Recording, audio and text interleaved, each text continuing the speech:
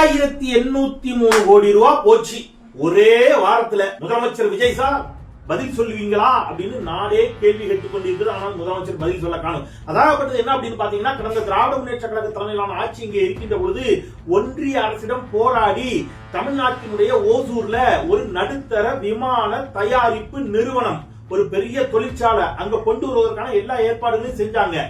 கிட்டத்தட்ட 100 ஏக்கர் நிலத்தை கையகப்படுத்தி தமிழ்நாடு அரசு அதற்கு கொடுக்க முன் வந்துச்சு. ஏன் அப்படின்னு கேட்டீங்கன்னா, 3 கிலோமீட்டருக்கு ஓடு பாதை இருக்கணும். அப்பதான் அந்த நிறுவனத்தை நம்ம இங்க செயல்பாட்டுக்கு கொண்டு வர முடியும். இதை எல்லாவற்றையும் செயல்படுத்தி வைத்தது திமுக அரசு. அந்த நிறுவனம் தன்னுடைய செயல்பாட்டை தமிழ்நாட்டில் தொடங்கி இருந்தால் பல்லாயிரக்கணக்கான இளைஞர்களுக்கு இன்னைக்கு வேலை வாய்ப்பு கிடைத்திருக்கும். நேரடியாகவும் மறைமுகமாகவும் தமிழ்நாட்டுடைய பொருளாதாரம் பெரிய அளவில் உயர்வதற்கு வழிவகை ஏற்பட்டிருக்கும். ஆனால் இந்த அரசு அமைந்த ஒரே வாரத்துல தமிழ்நாட்டிற்கு வர வேண்டிய அந்த நிறுவனம் எல்லா ஏற்பாடுகளும் செய்யப்பட்ட பிறகும் ஆந்திராவிற்கு சென்றிருக்கிறது.